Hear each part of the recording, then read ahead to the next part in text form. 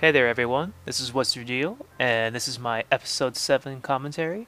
In episode 7, I talked about co-op espionage and counter espionage.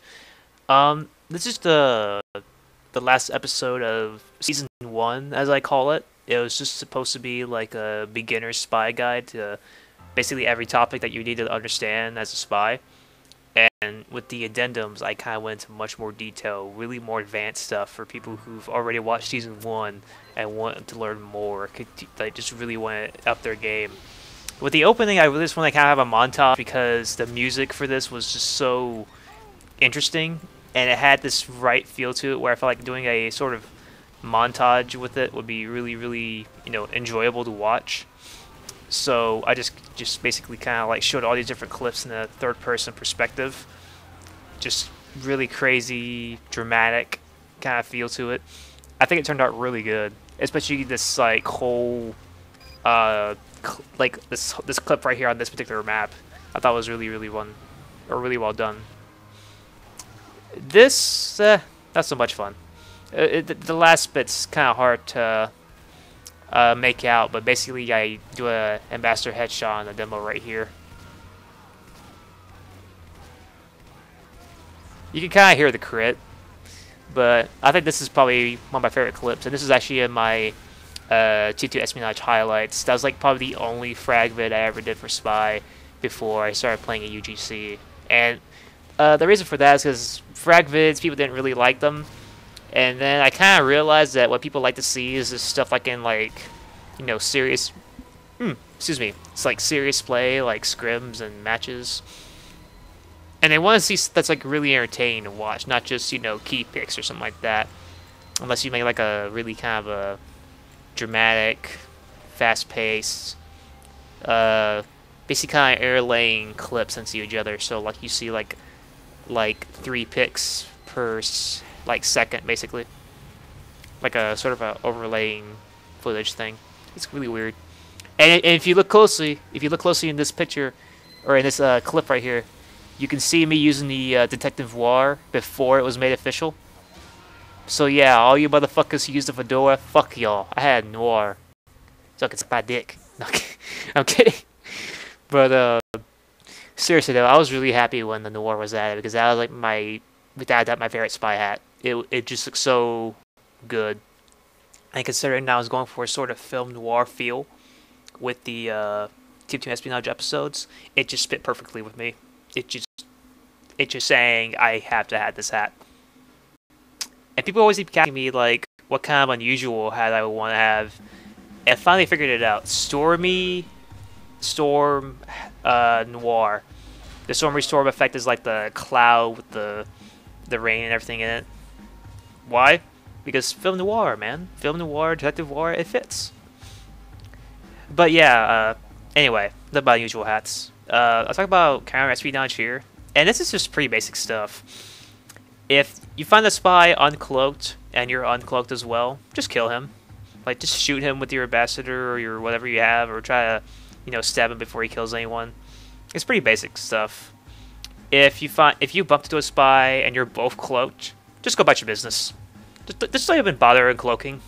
If you're not gonna kill him, you're not gonna kill a cloaked spy if he doesn't uncloak as well. So why bother uncloaking yourself? It's just a stupid move.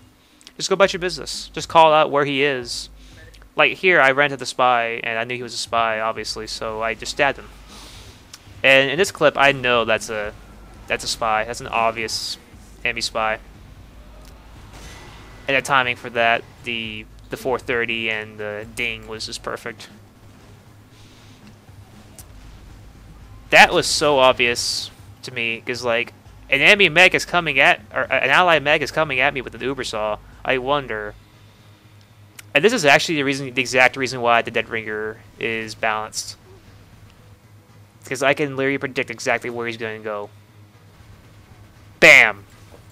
There he is. And every Dead Ringer spy these days is exactly like that. There's only like a few Dead Ringer spies that I know who actually don't do that shit. Who are just really, really hard to figure out what they're going to do.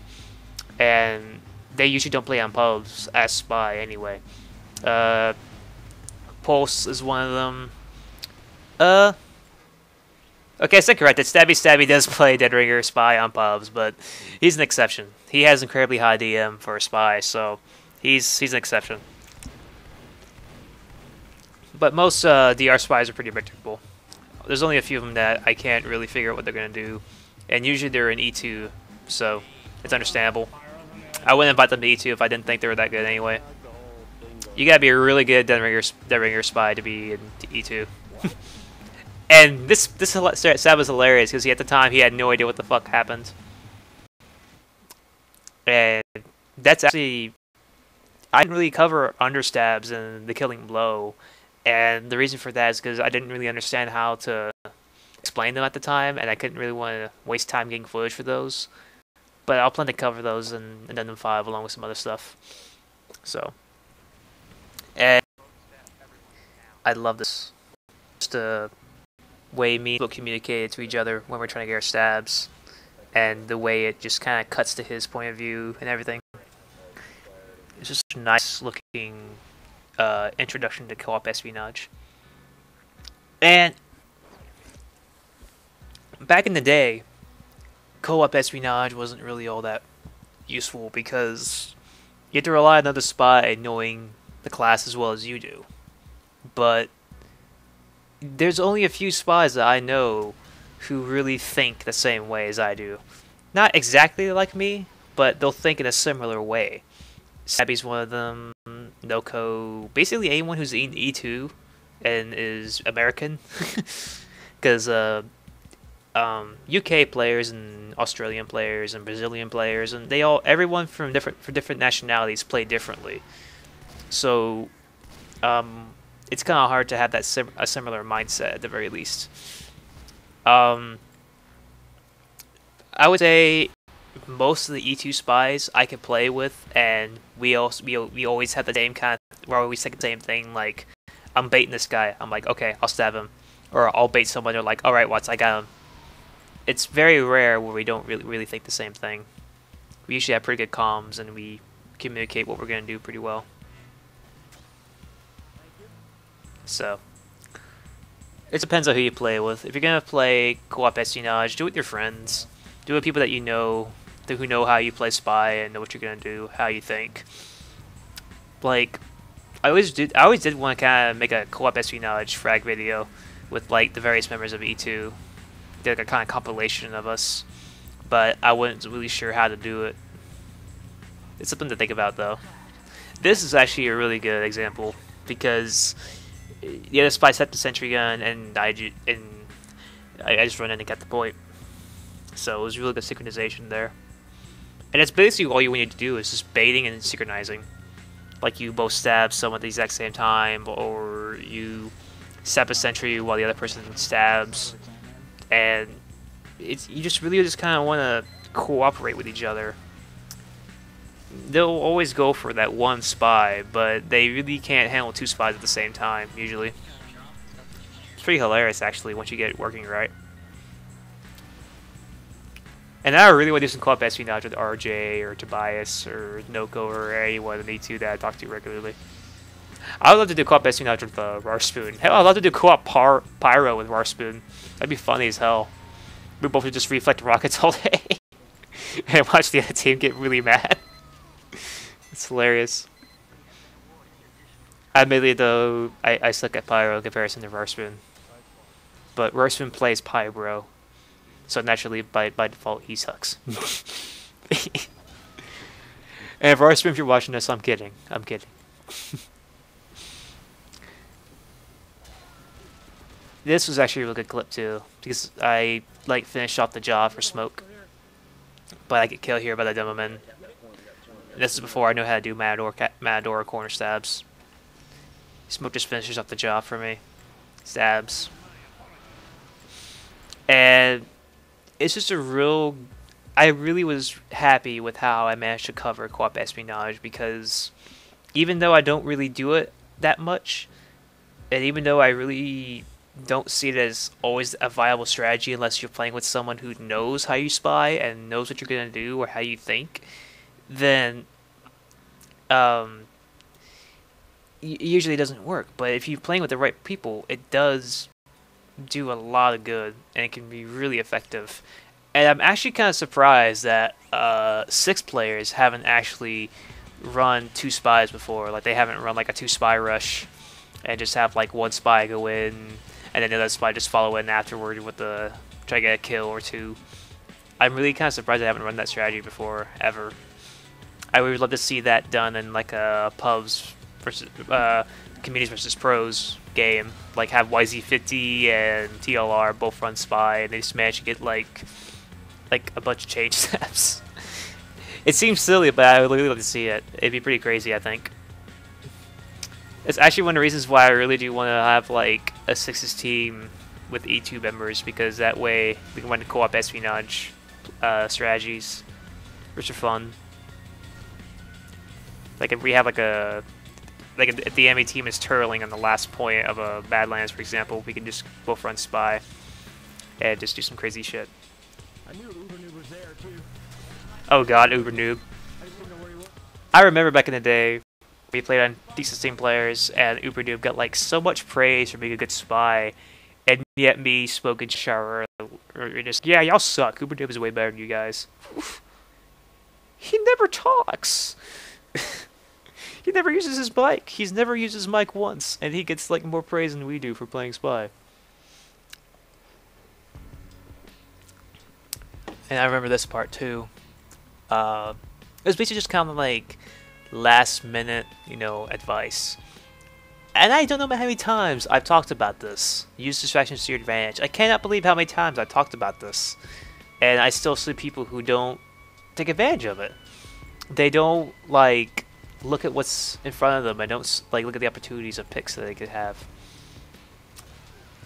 Every distraction, anything that like the enemy team focuses on for even just a brief moment is an opportunity for a pick.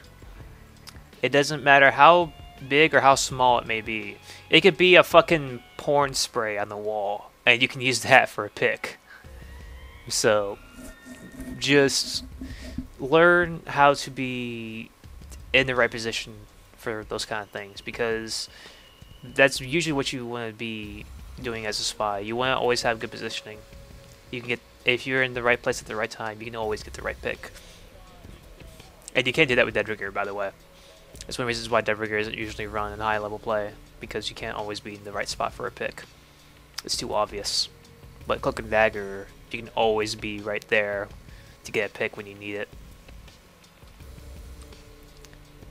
And this tip bit here, this is more or less something you kind of learn as you play. Like you learn how to make a plan of action a lot quicker and a lot faster because of game sets. You know exactly what they're going to set up and how they're going to set up and where they're going to be. And this is something that you just learn like through playing the various maps. And I remember this clip too, because what happened was that it was bugged out, and what happened was it was like around the polycount update, I believe, and a lot of my demos were destroyed, and then they made some kind of update to fix them, which was pretty cool. So I got most of the demos fixed, and I was able to get that clip, but it had that really weird particle effect going on.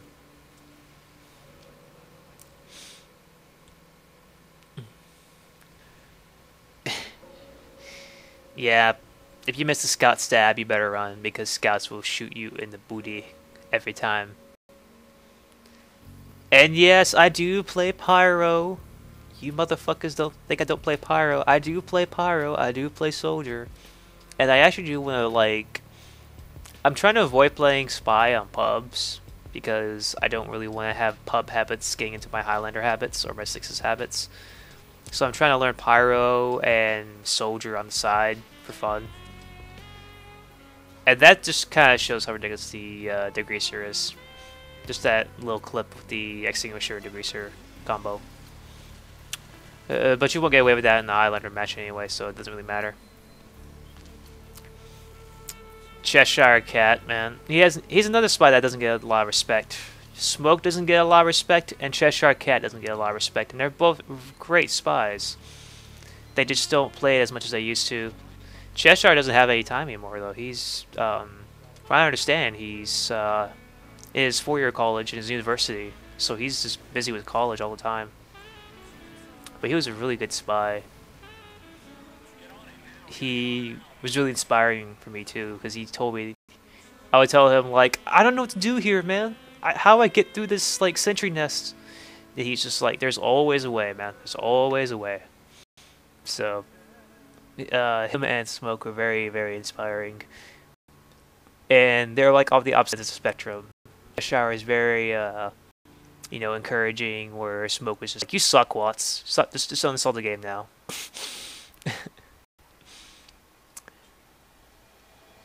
And yeah, with this last thing, I just kind of wanted to hint at, what was to become like the Saharan Spy set, Skull Bludgery, and that knife twirl was so sexy. And I wanted to hit at the clean blow right here, and just finish off with the, chain stab similar to how episode 1 opened with. And then close out with the credits. And this is just some of the thing, like, I wanted to do credits for like the very end of the season, because it was all meant to be like one gigantic episode, or like compilation of videos together in one, but it was episodic, like little, supposed to be like this, like get a little bit of spying understanding right now, they get some more later, and then some more later, and then some more later. I figured that kind of pacing would be innovative and different from what you see in other spy videos, or any tutorial video for that matter.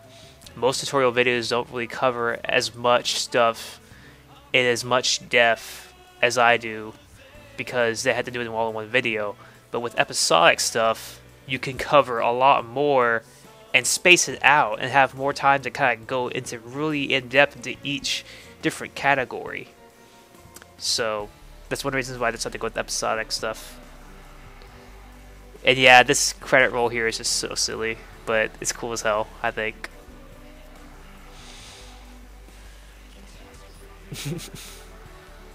This was a real good way to kind of like show who was involved with this entire season. And so, like, with his, bizarre Master John. So,